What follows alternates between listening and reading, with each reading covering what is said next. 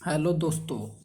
तो आज हम आपके साथ प्रीवियस ईयर क्वेश्चन करेंगे इंडियन जियोग्राफी के। ठीक है, तो ये किरण पब्लिकेशन की बुक है जिसमें इंडियन जियोग्राफी के प्रीवियस ईयर क्वेश्चन दिए गए हैं। तो ये जो हो तो काफ़ी जो हो तो रामबाण साबित होने वाली है आपके लिए प्रैक्टिस के लिहाज से।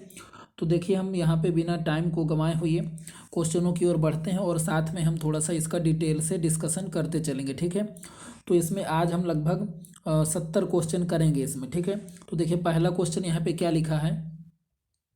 भारत की सिलिकॉन वैली भारत की सिलिकॉन वैली किस शहर को कहा जाता है। ठीक है, तो इसमें से जो हमारा सिलिकॉन वैली है तो उसको बेंगलुरु को सिलिकॉन वैली के नाम से जाना जाता है, बेंगलुरु को। ठीक है ना, तो इसका हमारा ये आंसर हो जाएगा। ठीक है, अब अगले क्वेश्चन की ओर हम चलते हैं और यहाँ पे थोड़ा सा हम इसको कभी कभी डिस्कस कर लेंगे। देखिए यहाँ पे जैसे ये एक ऑप्शन है हमारा हैदराबाद, यहाँ पे क्या ये हैदराबाद, तो हैदराबाद के बारे में हम थोड़ा सा डिस्कस कर लेते हैं। यहाँ पे देखिए क्या है, चार मीनार है। क्या है, चार मीनार।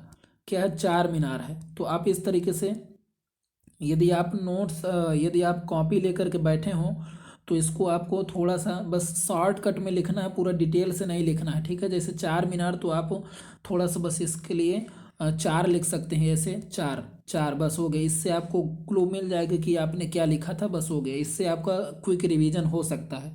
तो हैदराबाद में क्या है, चार मीनार। और एक देखिए क्या है यहाँ पे, रामोजी फिल्म सिटी। क्या है, रामोजी फिल्म सिटी, जो काफ़ी बड़ी फिल्म सिटी है अपने इंडिया की। तो ये रामोजी फिल्म सिटी भी अपने हैदराबाद में है। ठीक है, और ये हैदराबाद कहाँ की राजधानी है, तो तेलंगाना की राजधानी है। ठीक है, तो आगे देखते हैं अगला क्वेश्चन हमारा यहाँ पे क्या है। सेकेंड क्वेश्चन है हमारा यहाँ पे कि किस राज्य की सीमा म्यांमार से नहीं लगती। तो म्यांमार से किस राज्य की सीमा नहीं लगती है। तो देखिए दोस्तों यहाँ पे क्या है, ऑप्शन मिजोरम है कि मणिपुर है कि मेघालय है कि नागालैंड है। और म्यांमार से बात हो रही है तो मैं थोड़ा सा आपको यहाँ पे मैप दिखा देता हूँ। मैंने एक आध मैप लगाए रखे हैं जो सभी जगह काम करेंगे।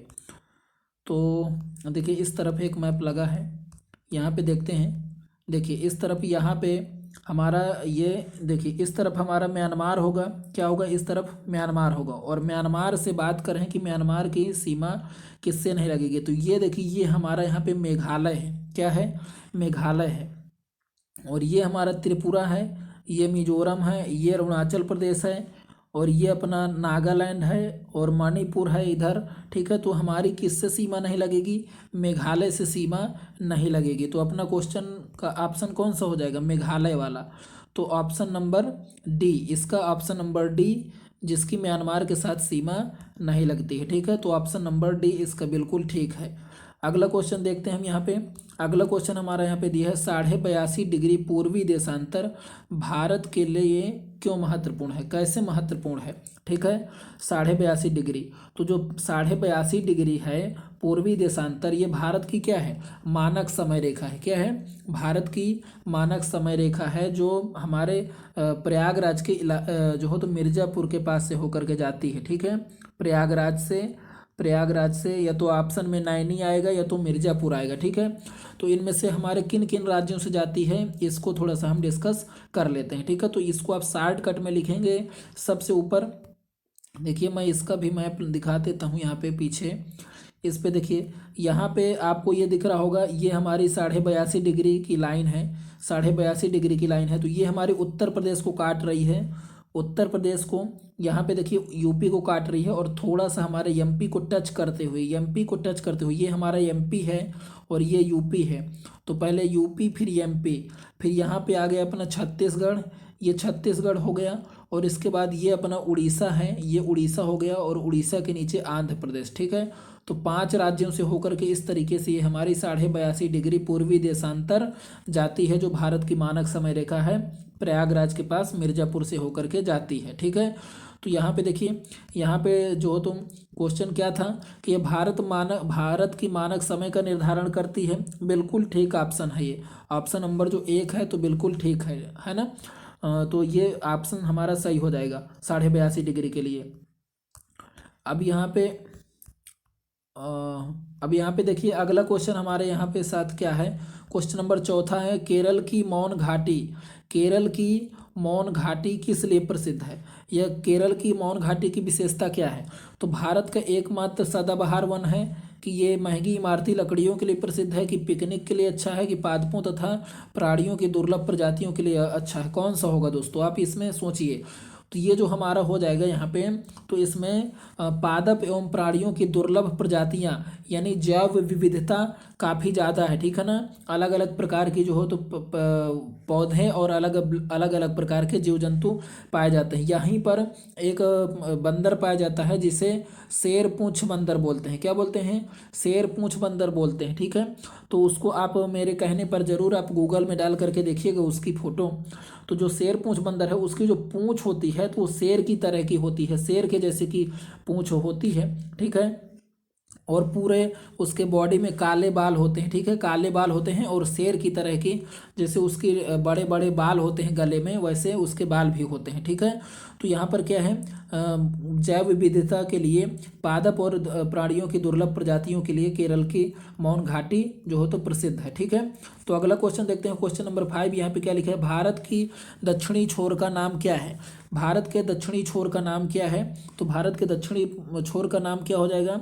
निकोबार में स्थित कौन सा हो जाएगा? निकोबार में स्थित इंदिरा पॉइंट। क्या हो जाएगा?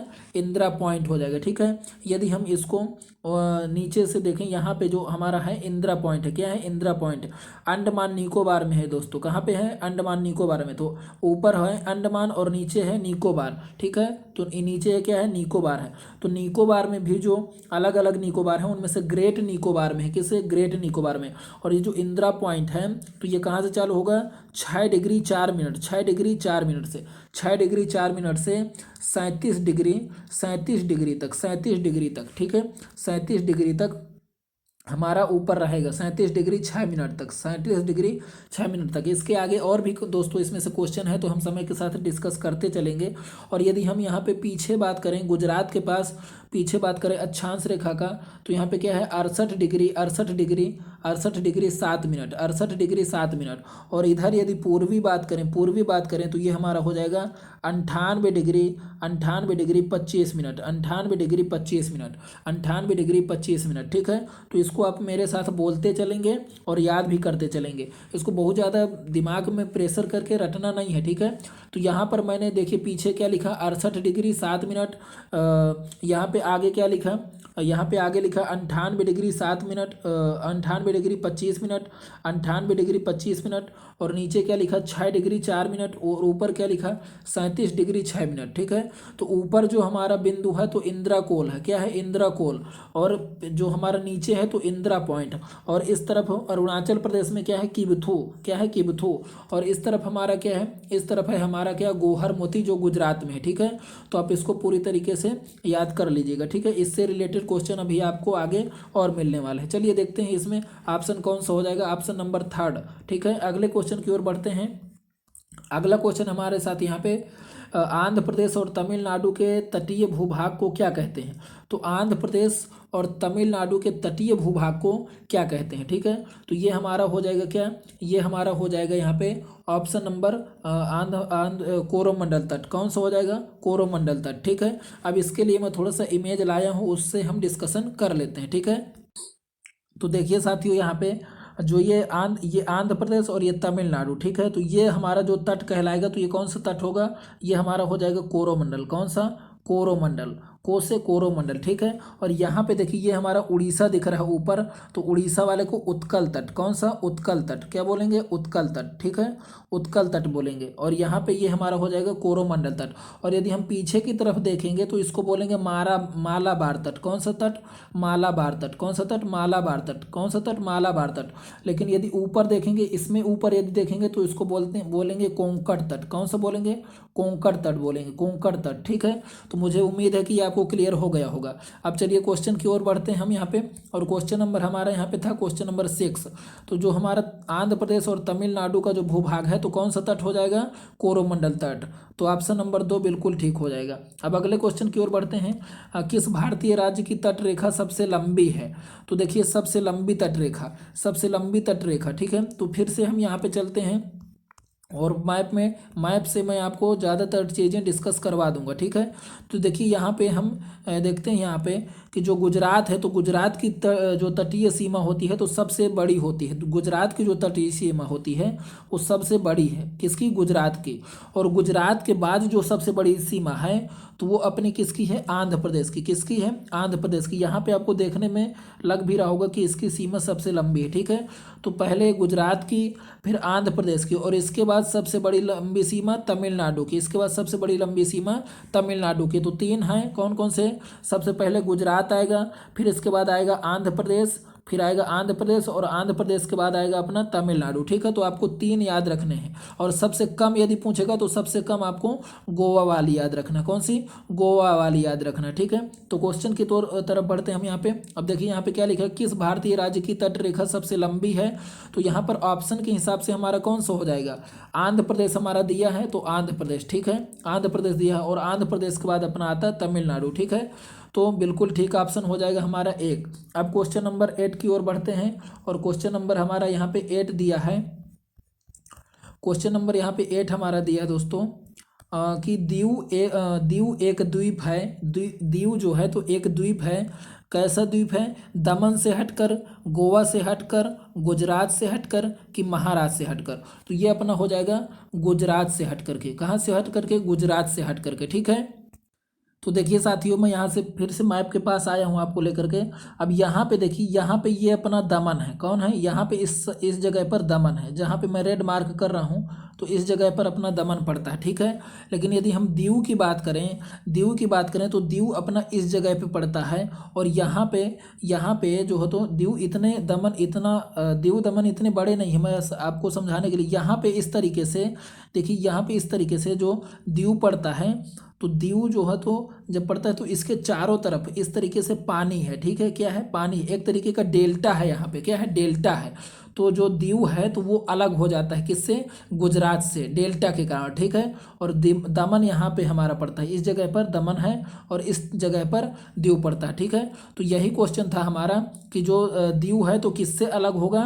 तो किससे अलग होगा? अपने गुजरात से हट करके होगा। किससे हट करके होगा? गुजरात से हट करके होगा, ठीक है।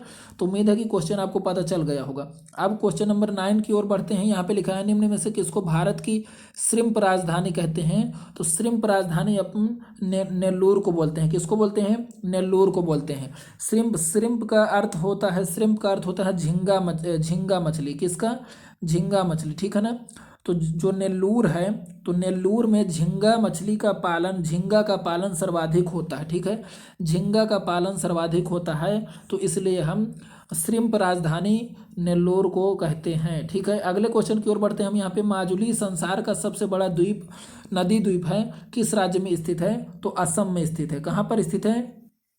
असम में स्थित है दोस्तों, ठीक है। और असम के लिए एक और ज़्यादा फेमस है, क्या है? यहाँ पे एक कामाख्या देवी मंदिर है। क्या है?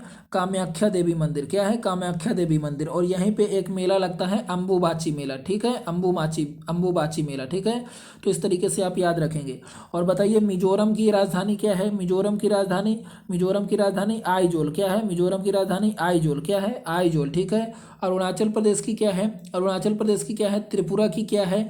ये जो हो तो राजधानियों में काफ़ी बच्चे जो पूर्वोत्तर भारत के राज्य हैं तो उनमें से काफ़ी ज़्यादा कंफ्यूज होते हैं, ठीक है।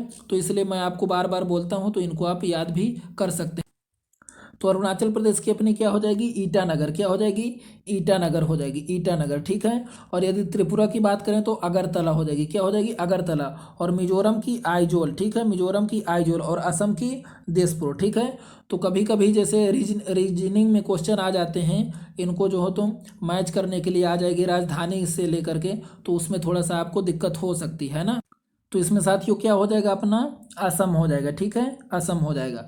अब अगला क्वेश्चन देखते हैं हम यहाँ पे, भारत में सबसे घनी आबादी वाला राज्य। तो भारत में सबसे घनी आबादी वाला जो राज्य है तो अपना कौन सा है? बिहार है। कौन सा है? बिहार है घनी आबादी वाला। इसमें से 1102 लोग प्रति वर्ग किलोमीटर स्क्वायर में रहते हैं, ठीक है। एक मतलब 1 वर्ग किलोमीटर चौड़ाई और 1 किलोमीटर लंबाई में कितने लोग रहते हैं? 1102 लोग रहते हैं। तो ये सबसे अधिक घनत्व वाला राज्य है, ठीक है। और दोस्तों यदि हम इसके साथ में और डिस्कस करें तो क्या डिस्कस कर सकते हैं, यहाँ पे सबसे अधिक जनसंख्या कहाँ की है, उत्तर प्रदेश की। सबसे अधिक जनसंख्या कहाँ की, उत्तर प्रदेश की। और सबसे अधिक जनसंख्या घनत्व तो कहाँ का है, सबसे अधिक घनत्व यानी घनी आबादी बिहार का, ठीक है। सबसे अधिक जनसंख्या उत्तर प्रदेश की। और सबसे कम जनसंख्या कहाँ की है, सिक्किम की। सबसे कम जनसंख्या सिक्किम की, सबसे कम जनसंख्या सिक्किम की। लेकिन यदि सबसे कम जनसंख्या घनत्व में देखें तो अपना आ जाएगा कौन सा, अरुणाचल प्रदेश। कौन सा आ जाएगा, अरुणाचल प्रदेश।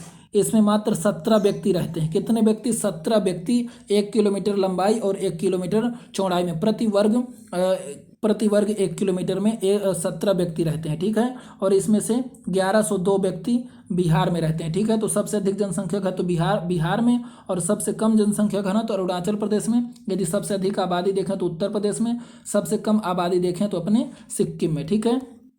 तो अगला क्वेश्चन हम यहाँ पे देखते हैं, कंचनजंगा स्थित है। कंचनजंगा कहाँ स्थित है, सिक्किम में स्थित है। कहाँ स्थित है, सिक्किम में स्थित है, ठीक है। और ये भारत में स्थित ये सबसे ऊंची चोटी भी है, ठीक है, सिक्किम में, ठीक है। तो अगले क्वेश्चन की ओर हम ये बढ़ते हैं यहाँ पे।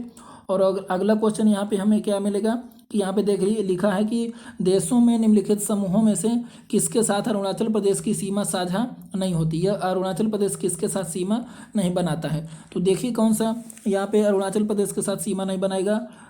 यहाँ पे भूटान, बांग्लादेश, चीन। तो बांग्लादेश वाले सबसे पहले ऑप्शन हम काट देते हैं, क्योंकि अरुणाचल प्रदेश, मैं थोड़ा सा आपको यहाँ पे मैप में दिखा भी देता हूँ कैसे इसको पता करना है। यदि आपके माइंड में मैप है तो ज़्यादा कोई दिक्कत होने वाली नहीं है, और यदि आपके माइंड में मैप नहीं है तो फिर दिक्कत होने वाली है। देखिए ये अपन का ऊपर ये अरुणाचल प्रदेश है, क्या है, अरुणाचल प्रदेश। और ये बांग्लादेश यहाँ पे है, ठीक है। तो अरुणाचल प्रदेश के साथ बांग्लादेश की सीमा कैसे साझा करेगी, नहीं करेगी, ठीक है। यहाँ पे चीन से करेगी, इधर भूटान से करेगी, और इस तरफ अरुणाचल प्रदेश से करेगी, ठीक है, माफ करिएगा, यहाँ पे म्यांमार से करेगी। यहाँ इस तरफ म्यांमार से करेगी, ऊपर चीन से, और पीछे तरफ भूटान से करेगी, ठीक है। तो मुझे उम्मीद है कि ये आपको क्लियर हो गया होगा। तो यहाँ पे क्या है क्वेश्चन, यहाँ पे क्वेश्चन है कि इसके साथ सीमा साझा नहीं करेगा अरुणाचल प्रदेश। तो बांग्लादेश वाले ऑप्शन तीनों काट देने हैं, बांग्लादेश खत्म, बांग्लादेश, ठीक है। अब ये बचा लास्ट में 3 नंबर ऑप्शन, भूटान, चीन, म्यांमार के साथ, ठीक है। तो मुझे उम्मीद है कि ये आपको कन्फर्म हो चुका होगा। अब चलिए अगले क्वेश्चन की ओर बढ़ते हैं। और अगला क्वेश्चन हमारे साथ यहाँ पर है, कामाख्या देवी मंदिर किस राज्य का महत्वपूर्ण पर्यटन स्थल है। तो कामाख्या देवी जो मंदिर है तो ये अपने असम का महत्वपूर्ण पर्यटन स्थल है। कहाँ का है, असम का है, ठीक है। और यहाँ पे ध्यान दीजिएगा दोस्तों कि 22 जून से 26 जून के बीच में, 22 से 26 जून के बीच में एक मेला लगता है जिसको अम्बुबाची मेला बोलते हैं। क्या बोलते हैं, अम्बुबाची मेला बोलते हैं, ठीक है, अम्बुबाची मेला। और अम्बुबाची मेला में ये कामाख्या देवी मंदिर इसके लिए और प्रसिद्ध है। यहाँ पे देखिए, यहाँ पे वर्ष में 3 दिनों तक पुरुषों का जाना वर्जित होता है। क्यों, क्योंकि यहाँ पे लोगों की मान्यता है कि 3 दिनों तक इसी टाइम पे जब मेला लगता है यहाँ पे, तो यहाँ पे लोगों का मानना है कि जो कामाख्या देवी मंदिर हैं वो उस समय पर उनका मासिक धर्म होता है, ठीक है। और ये जो मान्यता है इनकी और पक्की तब हो जाती है क्योंकि कई बार देखा गया है कि जो ब्रह्मपुत्र है, तो ब्रह्मपुत्र का जो पानी तो वो इसी समय पे लाल हो जाता है। क्या हो जाता है, लाल हो जाता है। तो लोगों की मान्यता है कि मासिक धर्म के कारण जो रक्तस्राव होता है तो उससे जो है तो ब्रह्मपुत्र का पानी लाल हो जाता है। तो ये इसलिए यहाँ पर 3 दिनों तक पुरुषों को जाना मना होता है, ठीक है। तो आप इसको याद रखेंगे, असम से संबंधित है कामाख्या देवी मंदिर। अगला क्वेश्चन है हमारे पास यहाँ पे कि भारत का सबसे बड़ा राज्य कौन सा है। तो अपना हो जाएगा राजस्थान। क्या हो जाएगा, राजस्थान भारत का सबसे बड़ा राज्य हो जाएगा, ठीक है।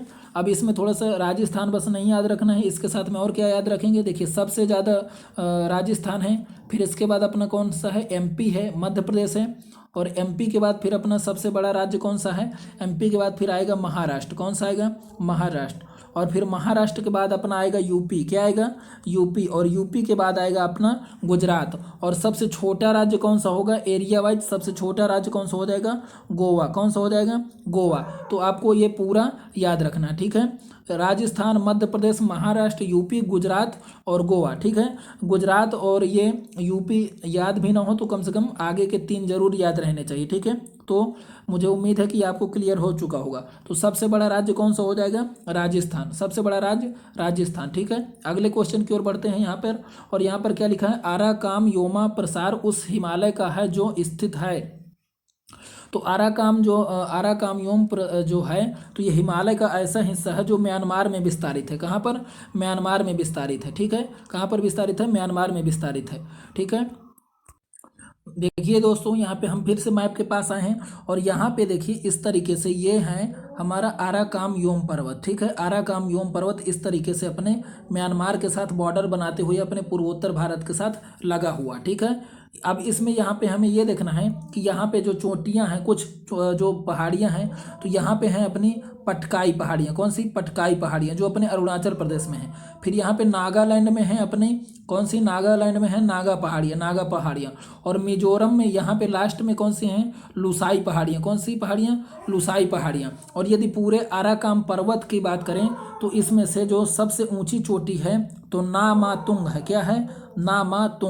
नामातुंग जो है तो पूरे आराकामयोम की सबसे ऊंची चोटी है। ठीक है, और यहीं से आराकामयोम से एक नदी निकलती है, इरावदी नदी। कौन सी नदी? इरावदी नदी। कौन सी नदी निकलती है? इरावदी नदी। तो इरावदी नदी कहाँ पर बहती है? म्यांमार में।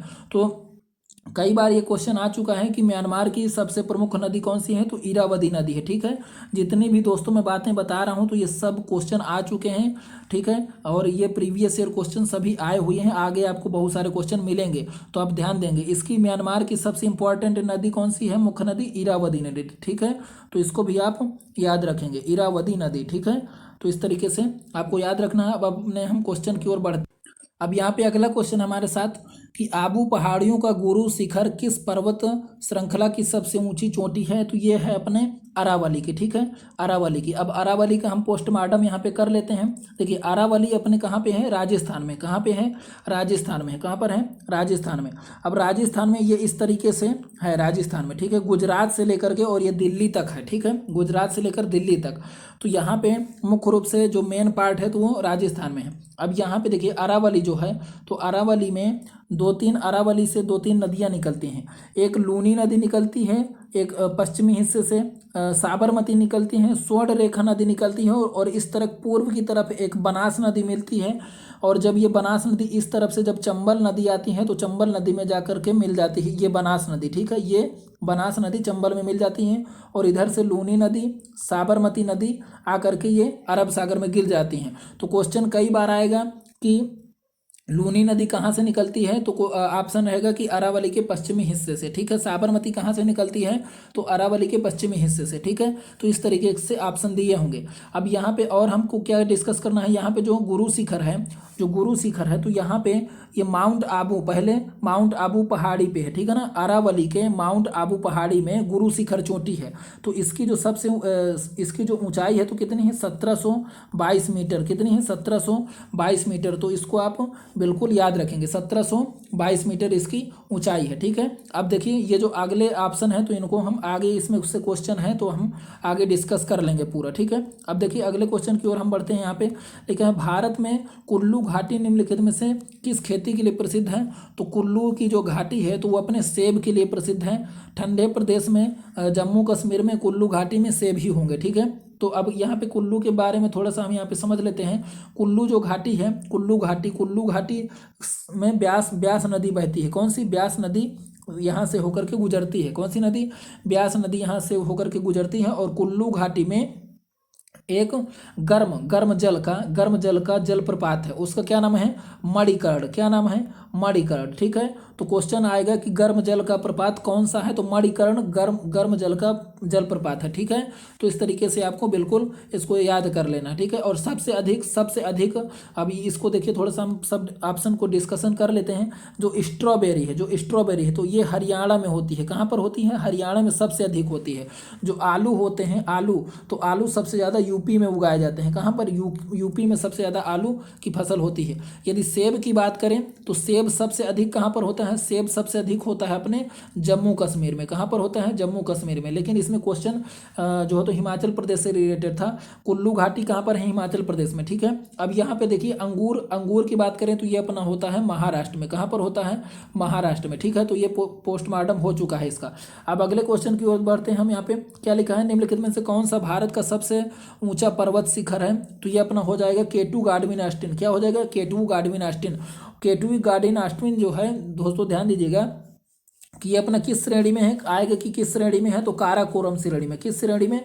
काराकोरम श्रेणी में। किस श्रेणी में? काराकोरम श्रेणी में। और ये याद रखना है कि जो काराकोरम श्रेणी है, काराकोरम श्रेणी है, वो हिमालय की मेन श्रेणी नहीं है। वो किसका हिस्सा है? ट्रांस हिमालय का। किसका हिस्सा है? ट्रांस हिमालय का है। ये जो श्रेणी है काराकोरम, ये ट्रांस हिमालय की श्रेणी है। ठीक है ना, ट्रांस हिमालय मतलब पार हिमालय, उस तरफ वाला हिमालय, तिब्बत वाला। ठीक है, तो केटू गार्डविन ऑस्टिन जो है तो काराकोरम श्रेणी में है, ट्रांस हिमालय का हिस्सा है। ठीक है, तो ये इसको मेन हिमालय की चोटी में नहीं गिना जाता है। ठीक है, मेन हिमालय की चोटी में यदि बात करें तो एवरेस्ट सबसे ऊंची है।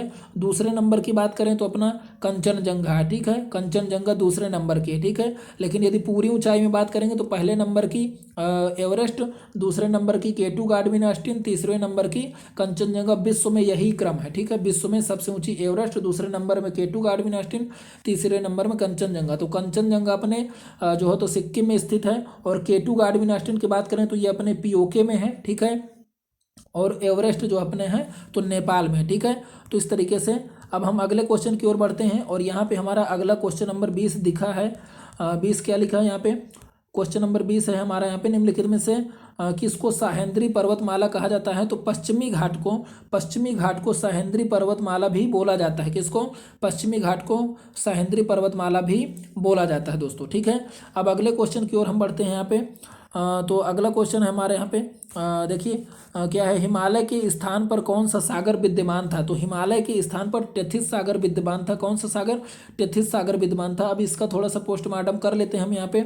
टेथिस सागर जैसे पहले एक जैसे पूरा अर्थ था। ठीक है, पूरा अर्थ था। अब यहाँ पे एक बड़ा सा जो हो तो पूरा स्थल भाग था, जिसका नाम क्या था? पेंजिया नाम था। क्या नाम था? पेंजिया। क्या नाम था? पेंजिया। और जो पूरा पानी था उसका नाम था, क्या है उसका नाम? क्या था? पेंथालासा। क्या नाम था? पेंथालासा। तो जिसमें स्थल था पेंजिया और जिसमें पानी था पेंथालासा। ठीक है, फिर पेंजिया टूट गया। जब पेंजिया टूट गया, जब ये जो पेंजिया था तो टूट गया, तो ये ऊपर वाला हिस्सा अंगारा लैंड। कौन सा? अंगारा लैंड। क्या बोला इसको? अंगारा लैंड। और नीचे वाला गोंडवाना लैंड। क्या बोला?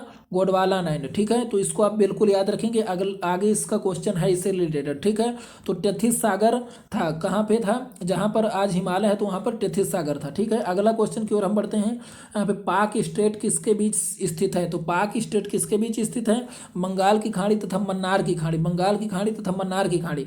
ये जो मन्नार है, तो ये श्रीलंका का जो है तो ये अपना हिस्सा है। ठीक है, जो हिस्सा उत्तर पूर्वी हिस्सा है मन्नार। ठीक है, और जो है तो ये मन्नार, इस मन्नार की खाड़ी और बंगाल की खाड़ी में पाक स्टेट है। ठीक है, पाक स्टेट बंगाल की खाड़ी और मन्नार की खाड़ी के बीच में स्थित है। ठीक है, अगला क्वेश्चन हम देखते हैं यहाँ पे, कौन सा राज्य बावड़ियों के लिए प्रसिद्ध है? तो बावड़ियों के लिए यदि देखें तो अपना गुजरात हो जाएगा। कौन सा?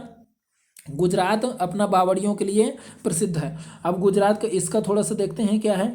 गुजरात की ये जो बावड़िया है, बावड़िया, तो आपने एक नाम सुना होगा, रानी की बाव। क्या सुना होगा? रानी की बाव। क्या सुना होगा? रानी की बाव। रानी की बाव। क्या सुना होगा? रानी की बाव। अब ये रानी की बाव कहाँ पर है? भावनगर में। कहाँ पर है? भावनगर गुजरात में। भावनगर गुजरात में। कहाँ पर है? भावनगर गुजरात में। कहाँ पर है? भावनगर गुजरात में। अब इसमें यदि हम आगे डिस्कस करें तो ये जो रानी की बाव है, रानी की जो बाव है, तो इसको ये किस नोट में है? 100 की नोट में इसका चित्र बना हुआ है। 100 की नोट में इसका चित्र बना हुआ है। और रानी की बाव को 2014 में यूनेस्को विश्व धरोहर में भी शामिल किया गया है। ठीक है, अब ये थोड़ा सा इसको डिस्कस कर लेते हैं कि रानी की बाव बनवाई किसने? तो रानी की बाव रानी उदयमती ने बनवाई। किसने बनवाई? उदयमती ने। किसने बनवाई? उदयमती ने। उदयमती ने बनवाई। ठीक है, उदयमती ने बनवाई। और किसकी याद में बनवाई? कि इसकी याद में बनवाई तो भीम प्रथम की याद में बनवाई। और ये किस वंश के थे? चालुक्य या सोलंकी वंश के। किस वंश के थे?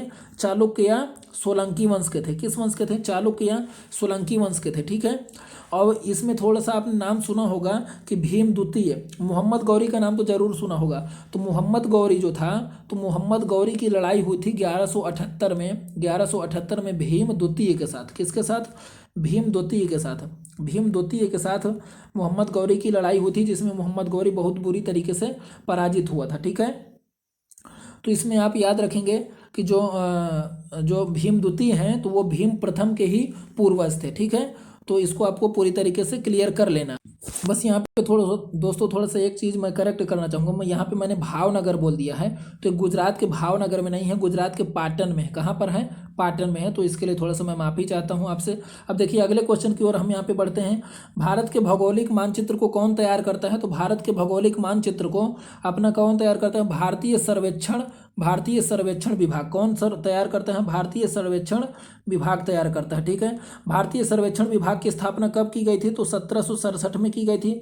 1767 में की गई थी, ठीक है। और इसका हेड क्वार्टर कहाँ है? इसका हेड क्वार्टर है देहरादून में। कहाँ पर है? देहरादून में, ठीक है। तो इसको आप याद कर लीजिएगा, ठीक है। तो भारतीय सर्वेक्षण विभाग जो हो तो भारतीय मानचित्र को जारी करता है, और ठीक है। और इसका हेड क्वार्टर कहाँ है? देहरादून में है। और जो हो तो इसकी स्थापना कब हुई थी? तो 1767 में हुई थी, ठीक है। और अगले क्वेश्चन की ओर हम बढ़ते हैं यहाँ पे।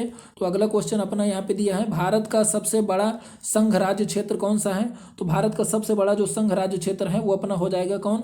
अंडमान निकोबार। कौन हो जाएगा? अंडमान निकोबार। कौन हो जाएगा? अंडमान निकोबार। अब हम अंडमान निकोबार की चर्चा आई है तो अंडमान निकोबार का पूरा ऑपरेशन कर दे।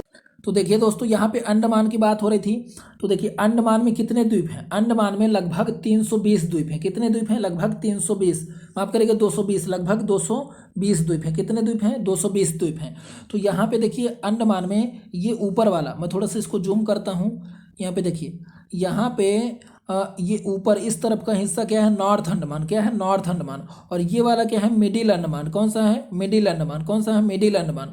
और यदि हम आगे देखें तो ये अपना हो जाएगा साउथ अंडमान। कौन सा हो जाएगा? साउथ अंडमान। कौन सा हो जाएगा? साउथ अंडमान, ठीक है। और यदि हम देखें यहाँ पे नीचे तो ये अपना हो जाएगा लिटिल अंडमान। कौन सा हो जाएगा? लिटिल अंडमान, ठीक है।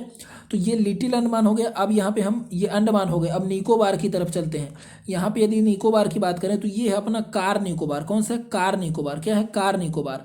और यदि हम नीचे बात करें तो यहाँ पे आ जाएगा अपना, एक आ जाएगा लिटिल निकोबार। कौन सा? ये लिटिल निकोबार। और यहाँ पे ये ग्रेट निकोबार। तो जो हमारा जो इंदिरा पॉइंट है दोस्तों, जिसको हम पिगमेलियन पॉइंट के नाम से भी जाना जाता था, तो ये ग्रेट निकोबार में, इस जगह पर ये ग्रेट निकोबार में अपना जो हो तो यहाँ पर जो हो तो क्या है? इंदिरा पॉइंट है। क्या है? इंदिरा पॉइंट है, ठीक है। अब मैं इसको ऊपर की तरफ आपको सब बताते चला जाता हूँ, ठीक है। अब यहाँ पे देखिए, पहले आपको पूरी तरीके से याद रखना है, great Nicobar, little Nicobar, great Nicobar, little Nicobar. इसके ऊपर क्या आएगा? इसके ऊपर आएगा क्या आएगा? कार निकोबार। क्या आएगा? कार निकोबार। क्या आएगा? कार निकोबार। अब यहाँ पे यदि ऑप्शन आए, देखिए यहाँ पे आपको एक चीज दिख रही होगी, 10 डिग्री चैनल। क्या दिख रहा है? 10 डिग्री चैनल। या क्वेश्चन में यदि आएगा कि अंडमान को निकोबार से कितने डिग्री चैनल अलग करता है, तो 10 डिग्री चैनल अलग करता है, ठीक है। कितने डिग्री चैनल? 10 डिग्री चैनल अलग करता है। यदि इसमें ये ना आए, यदि इसमें ऐसे आ जाए कि अंडमान को निकोबार से कितने डिग्री अलग करता है, तो 10 डिग्री। यदि अंडमान ना देकर के ये बोल दे कि लिटिल अंडमान को कार निकोबार से कितने डिग्री चैनल अलग करता है, लिटिल अंडमान को कार निकोबार से कितने डिग्री चैनल अलग करता है, तब भी 10 डिग्री चैनल ही हो जाएगा दोस्तों, ठीक है। तो इस तरीके से आपको इसको माइंड में पूरा मैप बसा लेना है, ठीक है, तभी याद होगा आपको, ठीक है। तो मुझे उम्मीद है कि ये आपको कन्फर्म हो गया होगा। अब यहाँ पे मैं थोड़ा सा एक चीज़ और दिखा देता हूँ। ये देखिए ना, यहाँ पे क्या लिखा है? नारकोंडम आइसलैंड। क्या दिख रहा है यहाँ पे? नारकोंडम आइसलैंड। ये नारकोंडम आइसलैंड। तो ये नारकोंडम ज्वालामुखी है। क्या है? नारकोंडम ज्वालामुखी है, जो हमारे भारत का एक सुसुप्त ज्वालामुखी है। कौन सा? सुसुप्त ज्वालामुखी है। और यहाँ पे क्या है? Byron Iceland. ये बायरन ज्वालामुखी है, जो भारत का एकमात्र सक्रिय ज्वालामुखी है, ठीक है। तो इसको आपको याद रखना है। यदि क्वेश्चन आ जाए कि नारकोंडम द्वीप बायरन द्वीप के किस तरफ है? किस तरफ है? उत्तर में, पूर्व में, पश्चिम में, दक्षिण में? तो किस तरफ बताएंगे? उत्तर में, ठीक है। तो इस तरीके से आपको पूरी तरीके से इसको याद रखना है, ठीक है। यदि क्वेश्चन इसमें दोस्तों ये आ जाए कि जो पोर्ट ब्लेयर है, जो पोर्ट ब्लेयर है, तो पोर्ट ब्लेयर किस जगह पर स्थित है? उत्तरी अंडमान में, दक्षिणी अंडमान में, मिडिल अंडमान में? तो कहाँ पर हो जाएगा ये? दक्षिणी अंडमान में। देखिए ये साउथ अंडमान है, दक्षिणी अंडमान, और दक्षिणी अंडमान में यहाँ पे पोर्ट ब्लेयर है। ठीक है, देखिए यहाँ पे स्टार दिख रहा होगा, तो ये पोर्ट ब्लेयर है। मतलब जो अंडमान निकोबार की जो राजधानी है तो किस कहाँ पर है? साउथ अंडमान में। तो इसको भी आपको भूलना नहीं है। ठीक है, अब अगले क्वेश्चन की ओर हम बढ़ते हैं। तो यहाँ पे अपना ऑप्शन कौन सा हो जाएगा? अंडमान निकोबार जो सबसे बड़ा है तो वो अंडमान निकोबार, और यदि सबसे छोटा आएगा तो लक्षद्वीप। कौन सा आ जाएगा? लक्षद्वीप। ठीक है, अब लक्षद्वीप के आगे क्वेश्चन मिलेंगे तो थोड़ा सा इसके बारे में और डिस्कस कर लेंगे। भारत की GSLV की परियोजना से संबंधित है, तो GSLV आपने सुना होगा, GSLV, PSLV, ठीक है, और एक अभी नया नया आए हैं SSLV। ठीक है, तो इसका फुल फॉर्म होता है पोलर सैटेलाइट लॉन्च व्हीकल, और इसका SSLV का क्या है? Small satellite launch vehicle. ठीक है, ये क्या है? अंतरिक्ष में रॉकेटों को अंतरिक्ष में सैटेलाइटों को भेजने वाले क्या हैं? ये रॉकेट है। ठीक है, तो इस तरीके से यहाँ पे जो हमारा GSLV है, तो GSLV किससे संबंधित हो जाएगा? अंतरिक्ष प्रोग्राम से। किससे संबंधित हो जाएगा? अंतरिक्ष प्रोग्राम से। अंतरिक्ष प्रोग्राम से संबंधित ये हो जाएगा। तो ऑप्शन नंबर हमारा जो D है 4 नंबर का, वो बिल्कुल ठीक ऑप्शन हो जाएगा। ठीक है, अगले क्वेश्चन की ओर हम बढ़ते हैं। यहाँ पे लिखा है कौन सा कथन सही है? तो आसाम की सीमा बांग्लादेश और भूटान से मिली हुई है। आसाम की सीमा बांग्लादेश और भूटान से मिली हुई है, तो बिल्कुल ठीक लिखा है, ये बिल्कुल ठीक लिखा है। ठीक है, तो मैं आपको ज़्यादा भी टाइम नहीं दूंगा क्योंकि ये प्रैक्टिस सेशन है, तो हर क्वेश्चन को डिस्कस करने में थोड़ा सा ज़्यादा समय लग रहा है, मुझे लग रहा है। अब देखिए इसमें अगला क्वेश्चन है, भारत के कितने राज्यों की समुद्र तट रेखा से संलग्न है? तो 9 राज्यों की। कौन कौन से हैं? सबसे इधर गुजरात है। आपके पास यदि मैप हो तो मैप सामने निकाल करके देखिए, मैं बता रहा हूँ। यहाँ पे देखिए गुजरात हो गया, गुजरात के नीचे यदि आएंगे तो अपना आ जाएगा महाराष्ट्र। कौन आ जाएगा? महाराष्ट्र। और फिर यहाँ पर आ जाएगा कर्नाटक। क्या आ जाएगा? कर्नाटक। और महाराष्ट्र और कर्नाटक के बीच में यहाँ पर छोटकू सा गोवा अंदर होगा। ठीक है, और कर्नाटक के नीचे जब आएंगे तो अपना आ जाएगा इस तरीके से केरल, और फिर केरल से जब फिर से ऊपर बढ़ेंगे तो यहाँ पर आ जाएगा अपना तमिलनाडु। क्या आ जाएगा? तमिलनाडु। और फिर तमिलनाडु से जब ऊपर की ओर बढ़ेंगे तो अपना आ जाएगा क्या? आंध्र प्रदेश। क्या आ जाएगा? आंध्र प्रदेश। क्या आ जाएगा? आंध्र प्रदेश। और जब आंध्र प्रदेश से ऊपर की ओर चलेंगे तो अपना आ जाएगा उड़ीसा। क्या आ जाएगा? उड़ीसा। और उड़ीसा से जब ऊपर हम इस तरफ चलेंगे तो ये अपना आ जाएगा वेस्ट बंगाल। ठीक है, तो अपने कितने राज्य हो गए? देखिए गिनिए, 9 राज्य होंगे। कितने राज्य होंगे? 1। यहाँ पे गुजरात 1, महाराष्ट्र 2, फिर गोवा 3, फिर एक कर्नाटक 4, केरल 5, तमिलनाडु 6, आंध्र प्रदेश 7, और यहाँ पे उड़ीसा 8 और पश्चिम बंगाल 9। ठीक है, तो मैंने यहाँ पे आपको नाम से बता दिया। ठीक है, तो मुझे उम्मीद है कि आपको पता चल गया होगा। ठीक है, आप मैप से, आपके पास जो भी बुक हो, जो भी मैप हो, आप उससे देखिए। ठीक है, अब देखिए यहाँ पे अगला क्वेश्चन क्या है? राष्ट्रीय पोषण संस्थान एक अनुसंधान संस्था है जो किस राज्य में स्थित है? तो ये अभी है अपने तेलंगाना में। ये काफ़ी पुराना, देखिए 2012 का है क्वेश्चन। और तेलंगाना राज्य कब बना है? तेलंगाना राज्य बना है अपना 2014 में। ठीक है, तो इसलिए ये अभी कहाँ पर है? ये है अपने हैदराबाद में। कहाँ पर है? हैदराबाद में। हैदराबाद तेलंगाना में। ठीक है, तो ये यहाँ पे ऑप्शन नंबर A में बिल्कुल ठीक हो जाएगा। यहाँ पर तेलंगाना यदि लिख देंगे। ठीक है, और पुराने हिसाब से आंध्र प्रदेश भी ठीक है। तो अगला क्वेश्चन हम यहाँ पे देखते हैं। अब यहाँ पे देखिए जो राष्ट्रीय पोषण संस्थान है ये करता क्या है? ये राष्ट्रीय पोषण संस्थान जो है तो रिपोर्ट बनाता है और कुपोषण से संबंधित जितनी भी समस्याएं हैं, ठीक है, उनका प्रबंधन करने में ये सहयोग करता है। ठीक है, तो अगला इसकी स्थापना कब हुई थी? 1958 में। कब हुई थी? 1958 में। कब हुई थी इसकी स्थापना? 1958 में। तो इसको आप याद कर लीजिएगा थोड़ा सा। ठीक है, अब अगले क्वेश्चन की ओर हम बढ़ते हैं।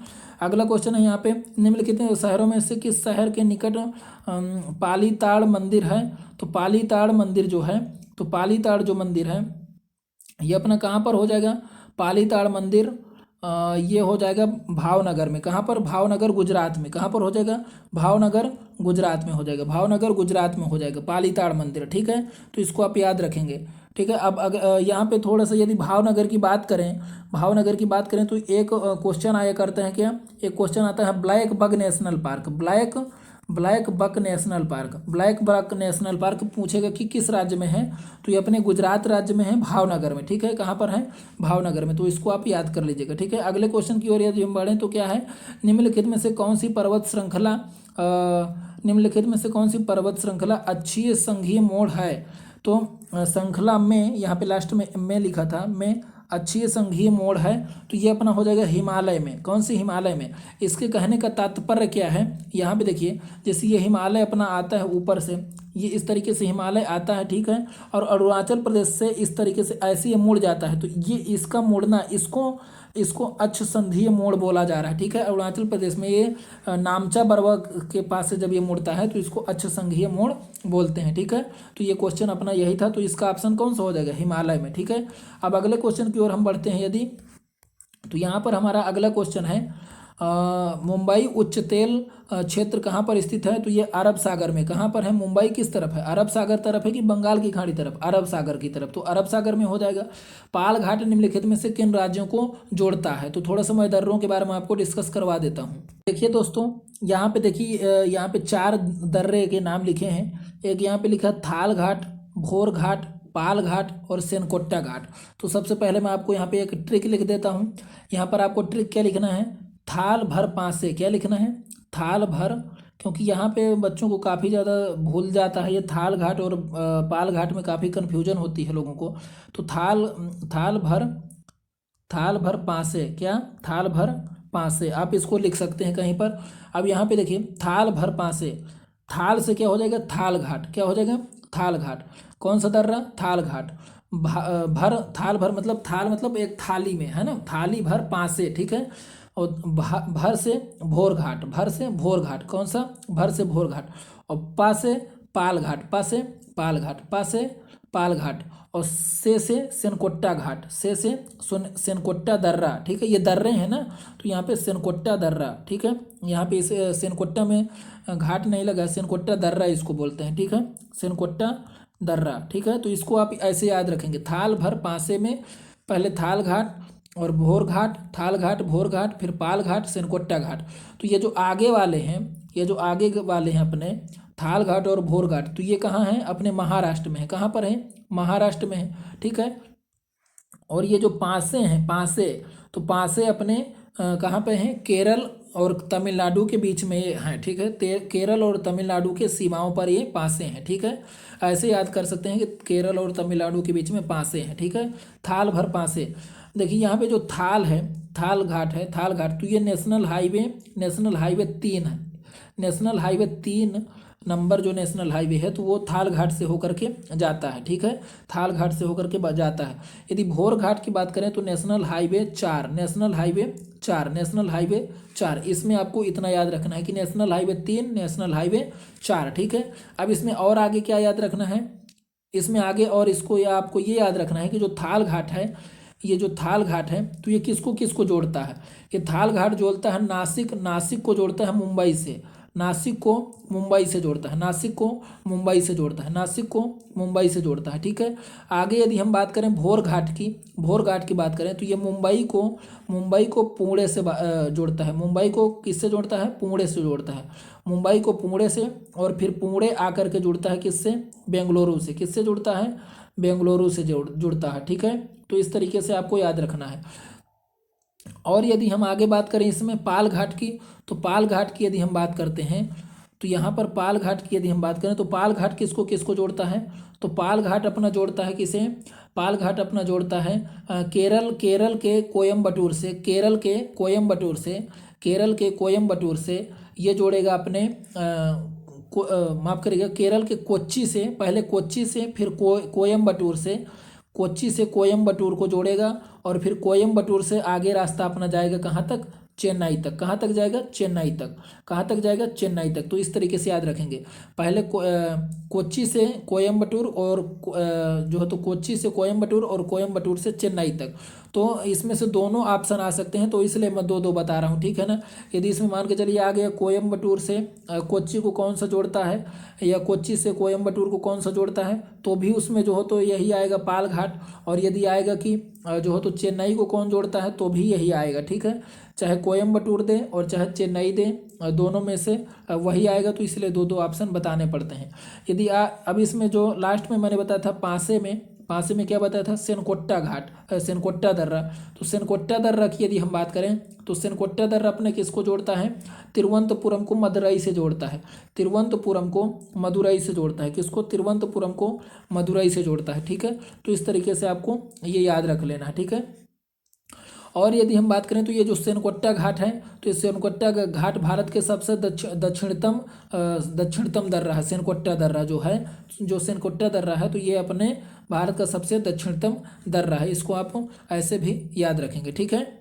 तो इसमें से कौन सा ऑप्शन हो जाएगा दोस्तों, इसमें से हो जाएगा अपना केरल। कौन सा हो जाएगा, केरल। पाल घाट जो हो जाएगा, कौन सा हो जाएगा, केरल। कोच्चि को किससे जोड़ेगा, कोयम्बटूर, और फिर ये आगे जुड़ेगा किससे, चेन्नई से। किससे जुड़ेगा, चेन्नई से, ठीक है। तो इस तरीके से आपको याद रख लेना है, ठीक है। अगले क्वेश्चन की ओर बढ़ते हैं हम भी। अब यहाँ पे अगला क्वेश्चन क्या है, भारत का सबसे बड़ा क्षेत्रफल की दृष्टि से कौन सा राज्य हो जाएगा, क्षेत्रफल की दृष्टि से राजस्थान हो जाएगा, और सबसे छोटा कौन सा हो जाएगा, गोवा हो जाएगा, सबसे छोटा गोवा हो जाएगा। अगले क्वेश्चन की ओर हम यदि चलें तो यहाँ पे कौन सा होगा, चिल्का झील कहाँ स्थित है, चिल्का झील अपना उड़ीसा में स्थित है। कहाँ पर स्थित है, उड़ीसा में स्थित है। तो देखिए साथियों, ये जो चिल्का झील है, तो चिल्का झील अपने कहाँ पर, उड़ीसा में स्थित है। और ये जो चिल्का झील है, ये भारत की सबसे बड़ी खारे पानी की लैगून झील है। खारे पानी की सबसे बड़ी लैगून झील है। लैगून झील का मतलब क्या होता है कि जब समुद्र के किनारे कोई झील है ऐसे, और ये जो तटीय क्षेत्र है, तो इसकी ऊंचाई ज़्यादा नहीं है, तो ये पानी जो है तो इधर से समुद्र से इधर अंदर की ओर भर जाता है, तो इसको लैगून झील बोलते हैं। क्या बोलते हैं, लैगून झील। तो जो चिल्का झील है, तो चिल्का झील अपने कहाँ पर है, उड़ीसा में। फिर अपने आती है यहाँ पर कोलेरू झील, आंध्र प्रदेश में। कौन सी झील, कोलेरू झील। फिर इस जगह पर जो तो यहाँ पर आंध्र प्रदेश और तमिलनाडु के बीच में कौन सी आएगी, पुलिकट झील। कौन सी आएगी, पुलिकट झील। तो आगे आपको क्वेश्चन मिलेगा कि तमिलनाडु पुलिकट झील किन दो राज्यों के बीच में है, तो आंध्र प्रदेश और तमिलनाडु। और फिर इस जगह में केरल में यहाँ पर है वेम्बनाड झील। तो ये मैंने जो चार नाम बताए, ये चारों के चारों लैगून झील है, ठीक है। ये लैगून झील है, इसलिए मैंने इनको आपको एक साथ बता दिए। यहाँ पर अपनी कौन सी झील है, चिल्का झील, चिल्का झील, ठीक है। भारत की सबसे बड़ी खारे पानी की जो है तो लैगून झील। फिर यहाँ पर आएगी कोलेरू झील। फिर इस जगह पे आएगी पुलिकट झील। कौन सी आएगी, पुलिकट झील आएगी। और फिर इसके बाद केरल में अपने आ जाएगी वेम्बनाड झील। यहाँ पे केरल में कौन सी आ जाएगी, वेम्बनाड झील आ जाएगी, ठीक है। तो इसको आप याद कर लीजिएगा। तो क्वेश्चन था हमारा, चिल्का झील कहाँ पर स्थित है, तो उड़ीसा में स्थित है, ठीक है। अगले क्वेश्चन की ओर बढ़ते हैं। भारत का सबसे ऊंचा पठार कौन सा है, तो ये हो जाएगा लद्दाख का पठार। सबसे ऊंचा पठार लद्दाख का पठार, ठीक है ना। लद्दाख या तिब्बत का पठार, जिसे हम दुनिया की छत भी बोलते हैं, ठीक है। अगले क्वेश्चन की ओर बढ़ते हैं। किस पर्वतीय स्थल को सतपुड़ा की रानी बोला जाता है, तो पंचमढ़ी। किसको, पंचमढ़ी को सतपुड़ा की रानी बोला जाता है। इसको थोड़ा सा समझ लेते हैं। देखिए यहाँ पे इस तरीके से विंध्यन पर्वत श्रेणी। कौन सी, विंध्यन पर्वत श्रेणी। कौन सी श्रेणी, विंध्यन पर्वत श्रेणी। और इसके नीचे है अपनी सतपुड़ा पर्वत श्रेणी। कौन सी श्रेणी, सतपुड़ा पर्वत श्रेणी। और इसी का सतपुड़ा पर्वत श्रेणी की जो हिस्से हैं, तो ये है यहाँ पे महादेव की पहाड़ियाँ। कौन सी, महादेव की पहाड़ियाँ। और महादेव की पहाड़ियों में ये अंतिम हिस्सा जो है, तो ये है अमरकंटक। कौन सा, अमरकंटक। कौन सा है, अमरकंटक, ठीक है। तो अमरकंटक पूरे सतपुड़ा श्रेणी की, क्योंकि ये भी सतपुड़ा श्रेणी है और ये भी सतपुड़ा श्रेणी का हिस्सा है, क्योंकि ये महादेव की पहाड़ियाँ हैं और ये सतपुड़ा श्रेणी की मेन है, ठीक है। और ये भी महादेव है। तो इस जगह पर जहाँ पे मैं कर रहा हूँ ब्लू कलर से, तो यहाँ पर है अपना कौन सा, यहाँ पर है अपना अमरकंटक, ठीक है। और अमरकंटक में एक चोटी मिलेगी, धूपगढ़ की चोटी। कौन सी, धूपगढ़ की चोटी। इसको आप याद रखिएगा, कई बार क्वेश्चन में आता है, ठीक है। तो पूरे यदि पूछेगा कि महादेव पहाड़ियों की सबसे ऊंची चोटी धूपगढ़ की चोटी, यदि पूछे अमरकंटक की सबसे ऊंची चोटी तो धूपगढ़ की चोटी, यदि पूछे सतपुड़ा पर्वत की सबसे ऊंची चोटी तो भी वो धूपगढ़ की चोटी, सतपुड़ा पर्वत की सबसे ऊंची चोटी धूपगढ़ की चोटी। और यदि पूछे महादेव पहाड़ियों की सबसे ऊंची चोटी धूपगढ़ की चोटी, अमरकंटक की सबसे ऊंची चोटी तो धूपगढ़ की चोटी, ठीक है। तो तीनों के आंसर सेम होंगे। अब इसमें और क्या आपको एक्स्ट्रा याद रखना है, ये जो अमरकंटक है दोस्तों, यहाँ से दो नदियाँ निकलती हैं मुख्य रूप से। कौन सी नदियाँ, दो नदियाँ। एक नदी यहाँ से अमरकंटक है और अमरकंटक से एक ऐसे नदी निकलती है नर्मदा नदी, और एक नदी ऐसे निकलती है सोन नदी। इस तरफ सोन नदी, इस तरफ नर्मदा नदी। अब थोड़ा सा यहाँ पे देखिए, ये जो नर्मदा नदी है, तो नर्मदा नदी इस तरीके से आकर के गुजरात से होते हुए यहाँ पे जो हो तो अरब सागर में गिर जाती है, ठीक है, पश्चिम की ओर। अब इस तरफ देखिए यहाँ पर मैंने क्या बताया, ये कौन सी श्रेणी है, विंध्याचल श्रेणी, विंध्याचल पर्वत श्रेणी, और ये क्या है, सतपुड़ा पर्वत श्रेणी। तो क्वेश्चन आएगा कि कौन सी नदी विंध्याचल श्रेणी और सतपुड़ा श्रेणी के बीच में बहती है, कौन सी नदी विंध्याचल पर्वतमाला और सतपुड़ा पर्वतमाला के बीच में बहती है। फिर इसके नीचे से यहाँ से देखिए, जहाँ से अब मैं रेड कर रहा हूँ, इस जगह से यहाँ से एक नदी और बहती है, ताप्ती नदी। कौन सी नदी, ताप्ती नदी। कौन सी नदी, ताप्ती नदी। और ताप्ती नदी कहाँ से निकलती है, मध्य प्रदेश के बैतूल जिले से निकलती है, मध्य प्रदेश के बैतूल जिले से निकलती है, ठीक है।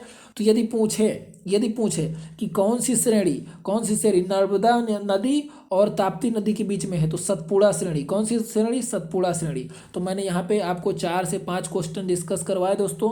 अब देखते हैं यहाँ पे आगे, और इससे रिलेटेड और भी आगे क्वेश्चन मिलेंगे तो मैं आपको और भी डिस्कस करवा दूंगा, ठीक है। यहाँ पे देखिए कौन सी श्रेणी हो जाएगी, यहाँ पे कौन हो जाएगी, पंचमढ़ी हो जाएगी, सतपुड़ा की रानी कहा जाता है इसको, ठीक है। अगला क्वेश्चन देखते हैं यहाँ पे, प्रायद्वीप भारत में उच्चतम पर्वत श्रेणी कौन सी है, प्रायद्वीप भारत में उच्चतम पर्वत श्रेणी कौन सी है। तो ये हो जाएगा अन्नाईमुड़ी। क्या हो जाएगा, अन्नाईमुड़ी। अब इसको हम थोड़ा सा इसका ऑपरेशन कर देते हैं।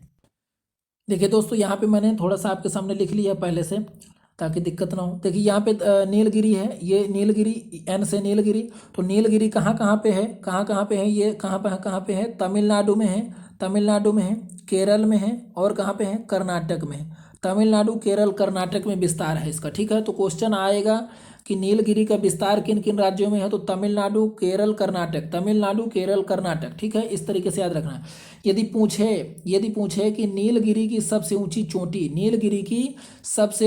चोटी, तो क्या बताएंगे, इसको बताएंगे दोद्दा बेट्टा। क्या बताएंगे, दोद्दा बेट्टा, ठीक है। मैं इसको शार्ट फॉर्म में सब लिख रहा हूँ ताकि ज़्यादा खराब ना हो लिखने में। इसका क्या हो जाएगा, दोद्दा बेट्टा। क्या हो जाएगा, दोद्दा बेट्टा नीलगिरी की सबसे ऊंची चोटी है, ठीक है। इसकी ऊंचाई कितनी है, 2667 किलोमीटर, 2637 मीटर, 37 मीटर, 2637 मीटर, ठीक है। सब 2637 मीटर, दोद्दा बेट्टा की ऊंचाई 2637 मीटर, ठीक है। यदि हम आगे बात करें तो यहाँ पर देखिए, यहाँ पर दिख रहा है आपको ए से क्या है, ये ए से है अन्नामलाई की पहाड़ियाँ। कौन सी, अन्नामलाई की पहाड़ियाँ।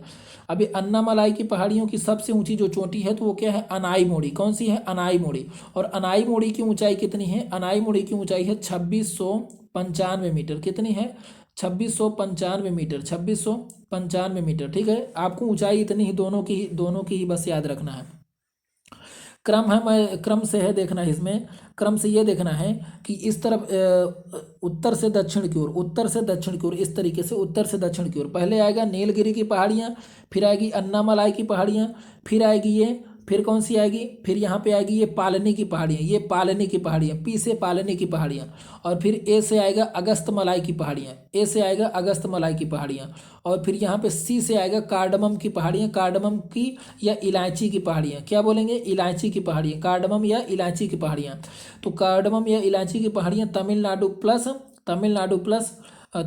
प्लस केरल में दोनों जगह मिलेंगी। केरल प्लस तमिलनाडु दोनों जगह मिलेंगी कार्डमम की पहाड़ियाँ। और कार्डमम की पहाड़ियाँ जो है, इलायची की पहाड़ियाँ, वो भारत की सबसे दक्षिणतम पहाड़ियाँ हैं, ठीक है। तो मुझे उम्मीद है कि इतनी चीज़ आपको डिस्कस हुई होंगी। अब इसमें जो है तो आपको ये समझ लीजिए कि एक सभी क्वेश्चन इसके इंपॉर्टेंट है, आप बिल्कुल इसको भूलना नहीं है। तो अगले क्वेश्चन की ओर हम यहाँ से बढ़ते हैं और देख। तो यहाँ पे क्वेश्चन में क्या है, प्रायद्वीप भारत की सबसे ऊंची चोटी कौन सी हो जाएगी, अनाईमुड़ी, ठीक है। यदि आता कि नीलगिरी की सबसे ऊंची चोटी तो दोद्दा बेट्टा हो जाता, ठीक है। मैंने आपको डिस्कस करवा दिया, ठीक है। अनाईमुड़ी जो है ना, तो पूरे दक्षिण भारत की सबसे ऊंची चोटी है, और जो दोद्दा बेट्टा है तो वो नीलगिरी की सबसे ऊंची चोटी दोद्दा बेट्टा है, ठीक है। अगले क्वेश्चन की ओर हम बढ़ते हैं। यहाँ पे लिखा है, संघ राज्य क्षेत्र पुडुचेरी किसके साथ सीमा नहीं बनाती, साझी सीमा नहीं है। तो किसके साथ नहीं है दोस्तों, ये अपना है कर्नाटक, ठीक है। मैं थोड़ा सा इसको मैप से बता देता हूँ दोस्तों। यहाँ पे ध्यान दीजिएगा, जो पौंडीचेरी अपना यूनियन टेरिटरी है, तो उसमें से 4 जिले हैं। कितने जिले हैं, 4 जिले, और चारों जिले अलग अलग जगह पर स्थित हैं। तो इसमें से देखिए, जो पौंडीचेरी है तो इसका जो यमन नाम का जो जिला है, तो ये अपने आंध्र प्रदेश में है। कहाँ पर है, आंध्र प्रदेश में। एमन नाम का जो जिला है तो ये आंध्र प्रदेश में है, ठीक है। यदि हम आगे बात करें तो पौंडुचेरी जो मेन नाम है तो ये पौंडुचेरी यहाँ पर तमिलनाडु में है, और तमिलनाडु में ही यहाँ पर इस जगह पर यहाँ पर आएगा कराईकल, क्या आएगा, कराईकल। और फिर यदि हम अगला बात करें तो अपना केरल में अपना अगला बात करें तो यहाँ पर केरल में पड़ेगा माहे, क्या पड़ेगा, माहे, ठीक है। तो इस तरीके से ये अलग अलग 4 जिले हैं और चारों जिले अलग अलग जगह पर हैं। यहाँ पर क्या है, यमन, वाई से एमन, पी से पौंडीचेरी, के से कराईकल और एम से माहे, ठीक है। तो इस तरीके से आपको डिस्कस हो गया होगा। अब आगे क्वेश्चन की ओर हम बढ़ते हैं। तो साथियों आपने देखा कि जो है तो उसमें कर्नाटक का कहीं नाम ही नहीं था, तो अपना किसके साथ सीमा साझा नहीं करेगी, कर्नाटक के साथ। किसके साथ नहीं का साझा करेगी, कर्नाटक के साथ, ठीक है। तो अगले क्वेश्चन की ओर हम बढ़ते हैं यहाँ पे।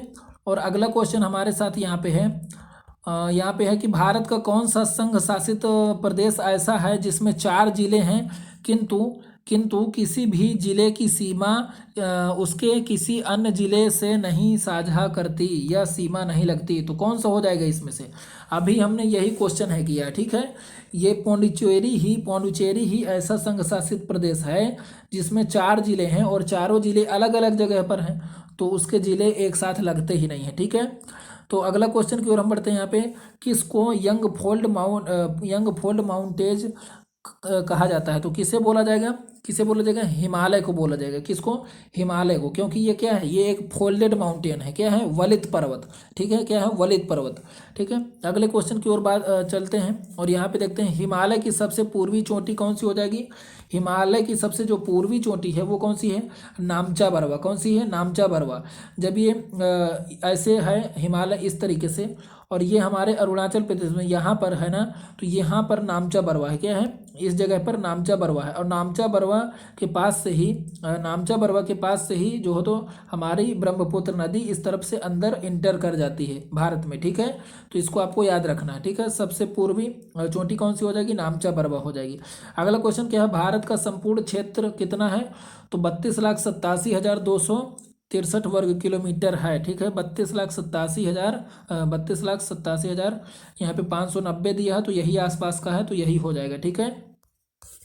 अगले क्वेश्चन की ओर बढ़ते हैं। भारत के 2 सबसे अधिक समृद्ध पारिस्थितिकी तंत्र कौन से हैं, पारिस्थितिकी इको जोन कौन से हैं। समृद्ध मतलब यहाँ पे कौन सा है, जैव विविधता, ठीक है, बायोडाइवर्सिटी। तो कौन सा हो जाएगा, एक तो पूर्वी घाट नहीं है, पश्चिमी घाट, बिल्कुल पश्चिमी घाट। अरावली कैसे, अरावली तो होगा ही नहीं। देखिए यदि हम ऑप्शन 4 की बात करें तो अरावली होगा ही नहीं, अरावली तो रेगिस्तान में है, ठीक है।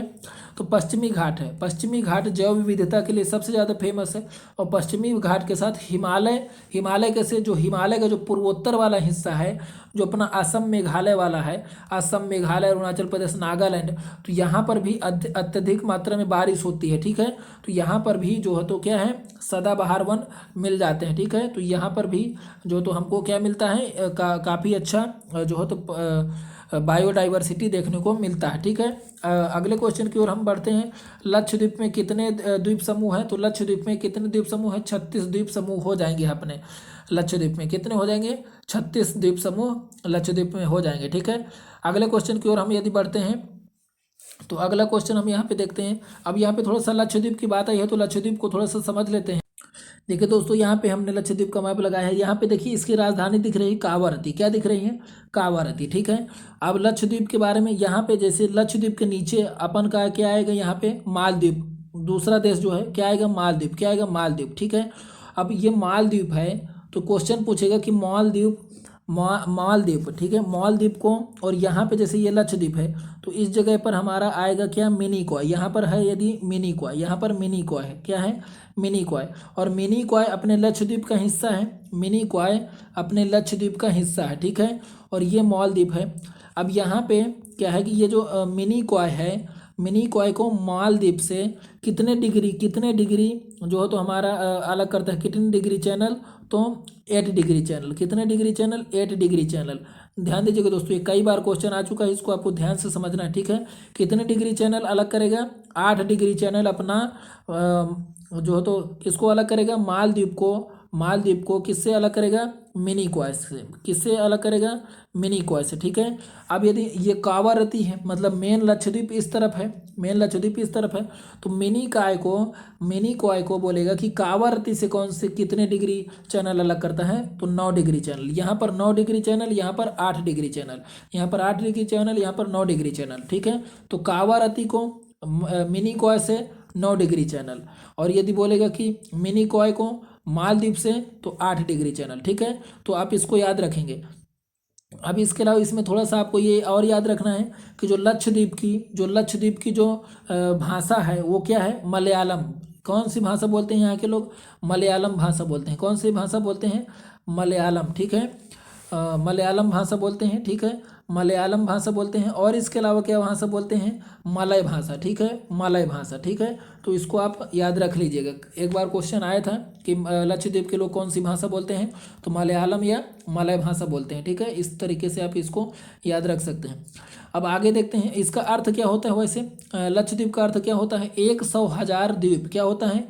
100, यदि कभी आ जाए 100,000 द्वीप, 100,000 द्वीप, इसका अर्थ होता है इसके नाम का 100,000 द्वीप, ठीक है। लक्षद्वीप का अर्थ क्या होता है? 100,000 द्वीप, ठीक है। तो इसको आप याद रख लीजिएगा। तो लक्षद्वीप में कितने द्वीप हो जाएंगे? 36 द्वीप, ठीक है। अब अगले क्वेश्चन की ओर बढ़ते हैं। अब यहाँ पे हमारे साथ अगला क्वेश्चन है, निम्नलिखित में से कौन सा सबसे बड़ा जीवमंडल है? तो अपना जो सबसे बड़ा जीवमंडल हो जाएगा वो क्या हो जाएगा? मन्नार की खाड़ी। कौन सा हो जाएगा? मन्नार की खाड़ी। मन्नार की खाड़ी सबसे बड़ा जीवमंडल है। और इसके बाद दूसरा कौन सा है? नीलगिरी। कौन सा है? नीलगिरी। कौन सा है? नीलगिरी, ठीक है। और नीलगिरी के बारे में मैंने बताया कि नीलगिरी कहाँ कहाँ पे है? तमिलनाडु, केरल और कर्नाटक, ठीक है। तमिलनाडु, केरल और कर्नाटक में नीलगिरी विस्तृत है, ठीक है। तो सबसे बड़ा कौन सा हो जाएगा? मन्नार की खाड़ी, और इसके बाद नीलगिरी वाला। यदि पूछे कि सबसे पहला जैवमंडल कौन सा था, तो नीलगिरी। सबसे पहला नीलगिरी। और यदि अब देखें स्थान के हिसाब से एरिया वाइज, तो नीलगिरी दूसरे नंबर पर, ठीक है। अगले क्वेश्चन की ओर बढ़ते हैं। अगला क्वेश्चन दिखा है कि भारत में विशालतम समुद्र तट कहाँ विशालतम समुद्र तट कहाँ पर है? तो तमिलनाडु में। कहाँ पर है? तमिलनाडु में, ठीक है। झारखंड के उत्तर में स्थित है। तो झारखंड में के उत्तर में कौन सा है? बिहार है। यदि आपके माइंड में मैप होगा तो आप इसको एक बार में टिक कर सकते हैं। निम्नलिखित में से कौन सा राज्य अंतर्राष्ट्रीय स्थल सीमा साझा नहीं करता है? तो मध्य प्रदेश नहीं करेगा, क्योंकि बीच में है, तो मध्य में है, तो इसलिए ये अंतर्राष्ट्रीय सीमा साझा नहीं करेगा। निम्नलिखित में से कौन सा कथन सही है? तो महादेव पहाड़ियाँ मैकाल पहाड़ के पश्चिम में है। महादेव पहाड़ियाँ मैकाल पहाड़ी के पश्चिम में है, ये कथन बिल्कुल ठीक लिखा है, ठीक है। जैसे मैंने सतपुड़ा श्रेणी बताई थी, तो ये सतपुड़ा श्रेणी है, और सतपुड़ा श्रेणी की ये महादेव पहाड़ियाँ हैं, और महादेव पहाड़ियों के आगे ये मैकाल की पहाड़ियाँ हैं, ठीक है। तो इस तरीके से मैकाल पहाड़ियों के पीछे कौन सी पहाड़ियाँ हैं? महादेव की पहाड़ियाँ। तो ऑप्शन नंबर ए बिल्कुल ठीक लिखा है। कर्नाटक में तो है ही नहीं है महादेव की पहाड़ियाँ। छोटा नागपुर पठार बिल्कुल नहीं, अरावली बिल्कुल नहीं, अरावली तो राजस्थान में है। अगला क्वेश्चन देखते हैं, निम्नलिखित में से किस पर्वतीय स्थल के नाम का अर्थ वज्रपात है? तो दार्जिलिंग किसका है? दार्जिलिंग जो है तो उसका अर्थ है वज्रपात। दार्जिलिंग का अर्थ क्या है? वज्रपात है, ठीक है। अगले क्वेश्चन की ओर बढ़ते हैं। भारत में ज्वालामुखी विस्फोट निम्नलिखित में से ज्वालामुखी विस्फोट से क्या बना है? तो ज्वालामुखी विस्फोट से अपना बना है पश्चिमी घाट। क्या बना है? पश्चिमी घाट। जो अपना अरब सागर है, तो अरब सागर में जब विस्फोट हुआ ज्वालामुखी का, तो ये जो लावा है ये छिटक के पूरे इधर पे आ गया, और इसी से दक्कन के पठार का पश्चिमी घाट का निर्माण हुआ, ठीक है। और इसीलिए आज ये जो है तो मिट्टी क्या है? काली मिट्टी यहाँ पर पाई जाती है, ठीक है ना। क्योंकि जब लावा ठंडा हो जाता है तो आग्नेय चट्टान में बदल जाता है, ठीक है। तो इससे फिर काली मिट्टी का निर्माण हो जाता है, ठीक है। तो इस तरीके से आपको इसको याद रख लेना, ठीक है। अगले क्वेश्चन की ओर बढ़ते हैं। अगला क्वेश्चन लिखा है, किस देश के साथ भारत की सबसे लंबी अंतर्राष्ट्रीय सीमा साझा होती है? तो बांग्लादेश के साथ। बांग्लादेश के साथ अपनी 4096 किलोमीटर, यानी सीधा 4100 किलोमीटर की सीमा साझा होती है। ऐसे आप बोल सकते हैं, 4100 किलोमीटर की सीमा साझा करता है बांग्लादेश के साथ, ठीक है। आगे थोड़ा सा विस्तार में हम नहीं जाएंगे क्योंकि टाइम ज़्यादा हो चुका है। और सबसे कम सीमा अफगानिस्तान के साथ, मात्र 106 किलोमीटर की सीमा, ठीक है। अफगानिस्तान के साथ 106 किलोमीटर की सीमा लगती है, ठीक है। अगला क्वेश्चन हम यहाँ पे यदि देखेंगे तो अगला क्वेश्चन हमारे साथ है कि निम्नलिखित में से किस शहर में विश्व का दूसरा सबसे लंबा समुद्री तट है? तो विश्व का दूसरा सबसे लंबा तट कहाँ पे हो जाएगा? अपने मुंबई में, सॉरी माफ़ करिएगा, चेन्नई में। कहाँ पे हो जाएगा? चेन्नई में। चेन्नई क्योंकि तमिलनाडु में है, ठीक है, तो यहाँ पर हो जाएगा मरीना बीच, ठीक है। वह पठार कौन सा है जिसमें से पश्चिम और पूर्व दोनों ओर बहने वाली जल निकास प्रणाली है? तो कौन सा हो जाएगा इसमें से? इसका आंसर क्या हो जाएगा दोस्तों? मालवा का पठार। क्या हो जाएगा? मालवा का पठार। मालवा का पठार ऐसा जो तो पठार है जिससे पूर्व और पश्चिम की ओर बहने वाली जल निकासी प्रणाली है, ठीक है। पूर्व की ओर, इधर की ओर भी और इस तरफ की ओर भी, ठीक है। अगला क्वेश्चन देखते हैं हम यहाँ पे। कर्क रेखा में से कौन सी भारतीय राज्य से होकर के गुजरती हैं? कौन से राज्य से होकर के गुजरती हैं? तो यहाँ पर सबसे पहले, सबसे पीछे यदि क्रम से हम देखें तो सबसे पीछे आएगा कौन सा? गुजरात। मैं इसको मैप से बता देता हूँ। तो देखिए दोस्तों, यहाँ पे सबसे पहले अपने ये सीमा किसको टच करेगी? गुजरात को। किसको टच करेगी? गुजरात को। यहाँ से गुजरात, और फिर इसमें थोड़ा सा जाएगी राजस्थान पे, थोड़ा सा राजस्थान को टच करेगी। फिर राजस्थान के बाद आएगा मध्य प्रदेश, मध्य प्रदेश के बाद छत्तीसगढ़, छत्तीसगढ़ के बाद आएगी अपने झारखंड में, झारखंड के बाद अपने आएगी पश्चिम बंगाल में, पश्चिम बंगाल के बाद लास्ट में हमारी यहाँ पे आएगी, यहाँ पे त्रिपुरा में, और त्रिपुरा के आगे थोड़ा मिजोरम में, ठीक है। तो यदि इसके ट्रिक याद करना हो तो ट्रिक इसकी काफ़ी फेमस है, मित्र पर गमछा झार। मित्र पर गमछा झार, ठीक है, गमछा झार, ठीक है। तो गमछा झार जो है, तो इसमें क्रम से नहीं है आप, लेकिन याद करने के लिए हो जाएगा इसमें, ठीक है। मित्र पर गमछा झार। तो इस तरीके से ये ट्रिक है, लेकिन यदि आपके माइंड में मैप है तो आप इसको आसानी से कर सकते हैं। गुजरात, राजस्थान, मध्य प्रदेश, छत्तीसगढ़, झारखंड, पश्चिम बंगाल, त्रिपुरा और मिजोरम, ठीक है। तो इस तरीके से ये हो सकता है, ठीक है। अगले क्वेश्चन की ओर हम यहाँ पे देखते हैं। तो यहाँ पे क्या था? कर्क रेखा कौन सी भारतीय राज्यों से होकर के जाएगी? तो महाराष्ट्र से तो जाएगी नहीं, बिल्कुल नहीं जाएगी महाराष्ट्र से। बिहार से बिल्कुल नहीं जाएगी। अगला देखते हैं, गुजरात, मध्य प्रदेश, छत्तीसगढ़, झारखंड, पश्चिम बंगाल, त्रिपुरा, मिजोरम, ये बिल्कुल ठीक ऑप्शन है, ठीक है। तो अगले क्वेश्चन की ओर बढ़ते हैं यहाँ पे। और अगला क्वेश्चन हमारे साथ यहाँ पे, निम्न में से कौन सा राज्य आपस में मिलकर 7 बहनों या 7 स्टेट के नाम से जाने जाते हैं? तो 7 स्टेट जो है दोस्तों, तो उसमें हमेशा ऑप्शन में सिक्किम आएगा, तो सिक्किम वाले को निपटा देना है, ठीक है। सिक्किम वाले को काट करके जो बाकी बचेंगे वो सभी 7 स्टेट में आएंगे। तो देखिए, इसमें भी सिक्किम, इसमें भी सिक्किम, और लास्ट वाले में भी सिक्किम अपना दिया है, मतलब अपना आंसर पहला नंबर है, ठीक है, सिक्किम वाले को छोड़ करके। तो यदि हम गिने तो कौन कौन से हो जाते हैं? असम, मेघालय, त्रिपुरा, मिजोरम, अरुणाचल प्रदेश, ठीक है, और नागालैंड, मणिपुर, ठीक है, इस तरीके से हो जाएंगे। अगले क्वेश्चन की ओर हम बढ़ते हैं। यदि गोहर मोती पूर्व में है, यदि गोहर मोती पूर्व में है, सियाचिन ग्लेशियर उत्तर में है, तो दक्षिण में क्या है? ध्यान दीजिए दोस्तों, यहाँ पे मुझे लग रहा है शायद कुछ मिस्टेक है। ये पूर्व की जगह में पश्चिम होना चाहिए। यहाँ पे गोहर मोती पश्चिम में है और सियाचिन ग्लेशियर उत्तर में है, तो दक्षिण में क्या होगा? इंदिरा पॉइंट होगा। क्या होगा? इंदिरा पॉइंट होगा, ठीक है। तो ये हमारा बिल्कुल ठीक ऑप्शन है। अगले क्वेश्चन की ओर हम यहाँ पे पढ़ते हैं। अगला क्वेश्चन है यहाँ पर हमारा कि निम्नलिखित में से पत्थरों के गठन के परिणाम स्वरूप पूर्वी घाट का निर्माण हुआ। तो पूर्वी घाट का निर्माण हुआ, तो यहाँ पे ये थोड़ा सा डीप क्वेश्चन है दोस्तों, तो इसको इतना आसानी से करना जो तो समझाना जो तो आसान नहीं है, इसको काफ़ी डिटेल से डिस्कस करना पड़ेगा। तो यहाँ पे मैं आपको डायरेक्ट आंसर बता देता हूँ। इसका आंसर हो जाएगा अपना कौन सा? चारकोनाइट, खोडोलाइट, मेटामॉर्फिक एवं क्वार्ट्ज, ये होगा कि अगला वाला होगा? और कि अगला इसमें से कौन सा हो सकता है कि चारकोनाइट, ग्रेनाइट, चारकोनाइट, ग्रेनाइट और क्वार्टजाइट, पत्थर और खोडोलाइट, मेटामॉर्फिक। तो इसमें से ये अपना चारकोनाइट वाला ऑप्शन नंबर 4 बिल्कुल ठीक हो जाएगा। चारकोनाइट, ग्रेनाइट, क्वार्ट्ज और खोडोलाइट, मेटामॉर्फिक, ठीक है। तो ये हमारे जो क्वेश्चन है, तो इसका आंसर हो जाएगा, ठीक है। अगला क्वेश्चन देखते हैं यहाँ पे। किस शहर को भारत का स्वर्ण मिल केंद्र के नाम से जाना जाता है? तो ये अपने नागपुर को जाना जाता है। क्यों? क्योंकि नागपुर जो हो तो पूरे इंडिया के लगभग सेंटर में पड़ता है, ठीक है, बीचों बीच का शहर है ये, ठीक है। तो इसलिए इसको स्वर्ण मिल केंद्र के नाम से जाना जाता है। अगला क्वेश्चन देखते हैं। पर्वत की लगातार श्रृंखला कौन सी है जिसकी उत्पत्ति भारत के समुद्री सीमा के लगभग समानांतर है? तो इसमें से कौन सी हो जाएगी, भारत के समुद्री सीमा के समानांतर है, तो ये अपना हो जाएगा पश्चिमी घाट। कौन सा हो जाएगा, पश्चिमी घाट। ये बोल रहा है कि कौन सा पर्वतमाला है जो समुद्री सीमा के समानांतर है, तो ये अपना समुद्र है और इसके समानांतर ये बसा हुआ है, तो ये अपना है पश्चिम घाट। ठीक है, अगला क्वेश्चन देखते हैं। यहाँ पे लिखा है कि भारत में एकमात्र सक्रिय ज्वालामुखी बायरन आइलैंड कहाँ पर स्थित है। तो देखिए यहाँ पर निकोबार भी है और अंडमान भी है, तो कौन सा हो जाएगा, अंडमान द्वीप समूह में। निकोबार तो है नहीं, अंडमान नहीं, निकोबार बिल्कुल नहीं होगा। ठीक है, अंडमान होगा क्योंकि ये ऊपर तरफ था।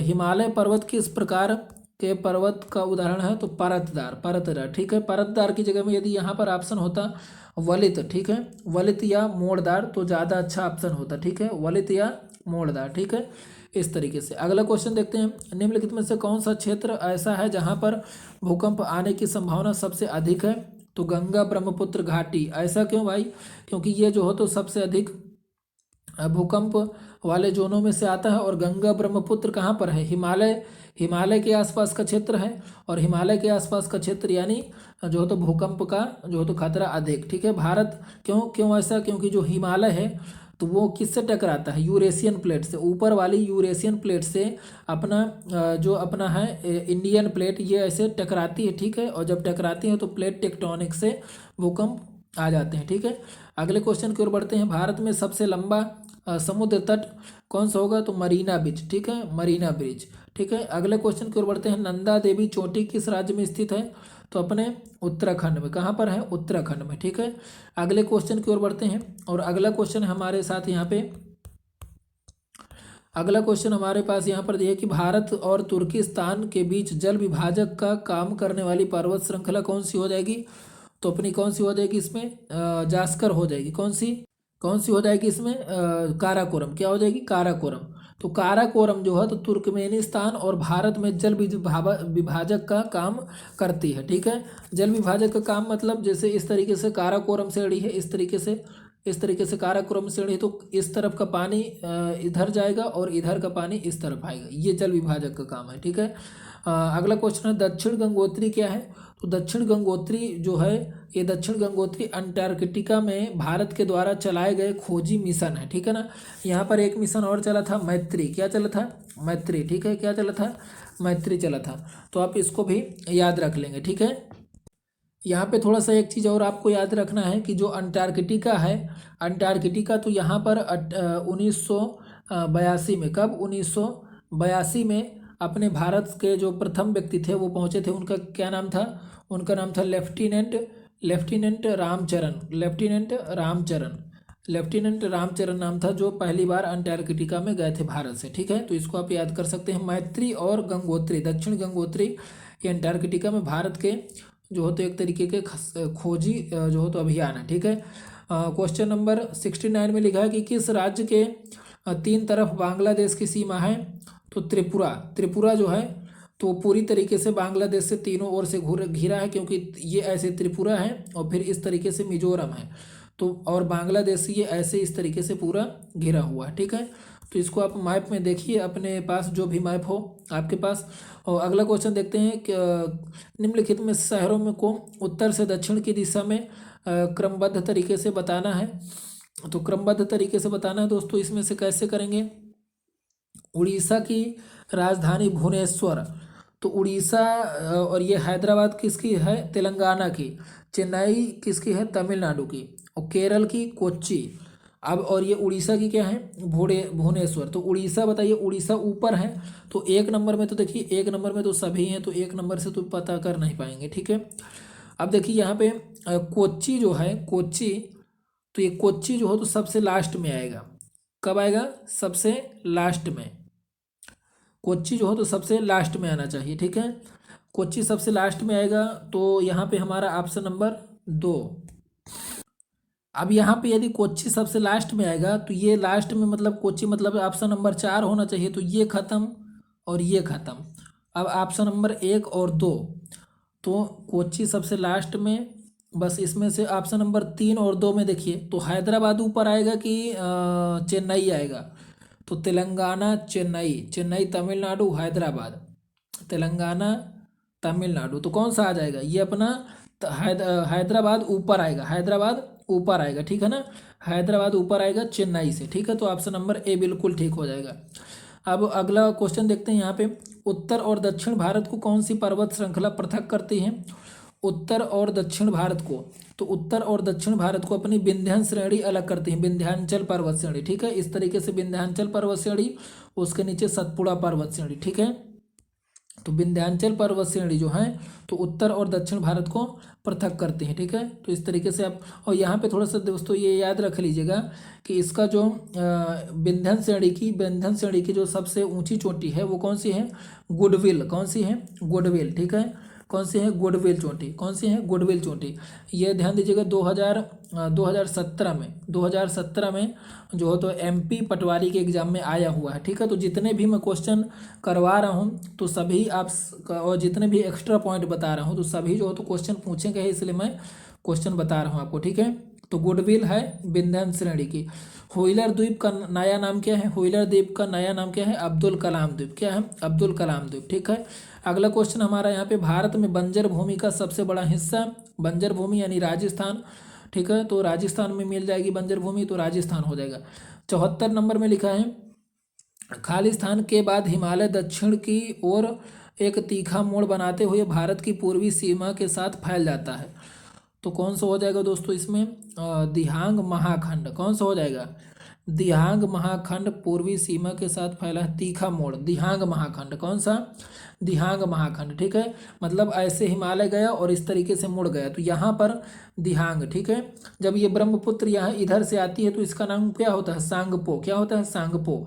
और इस तरफ से जब यहाँ से मुड़ के इंटर जब करती है तो इसका अरुणाचल प्रदेश में नाम दिहांग होता है।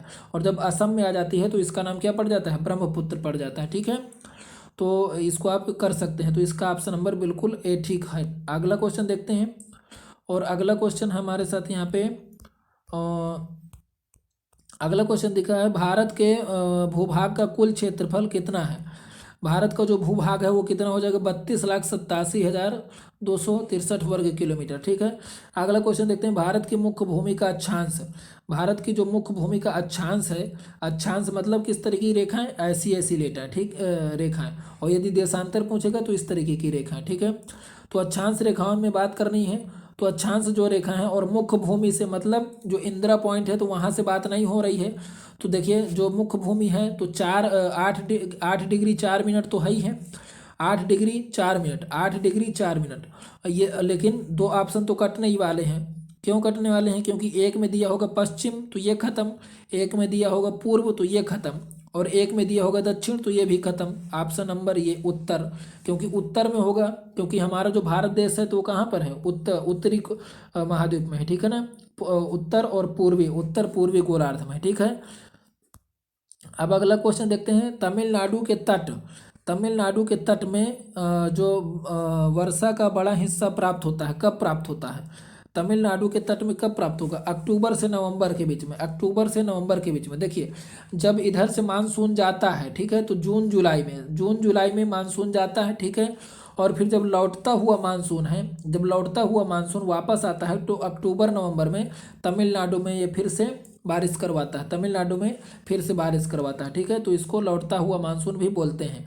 क्वेश्चन नंबर 78 है, कश्मीर से कन्याकुमारी तक भारत की अनुमानित उत्तर से दक्षिण की सीमा कितनी है?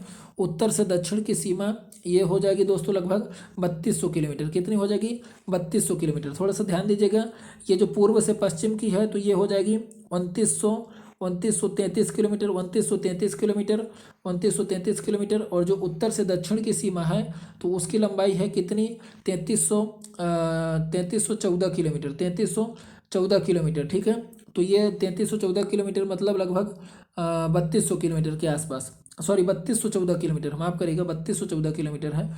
तो इसको 3214 किलोमीटर मतलब 3200 किलोमीटर, ठीक है। तो इसको 3200 किलोमीटर है ना, ऊपर उत्तर से दक्षिण की ओर 3200 किलोमीटर, और पूर्व से पश्चिम की ओर 2900 किलोमीटर, ठीक है।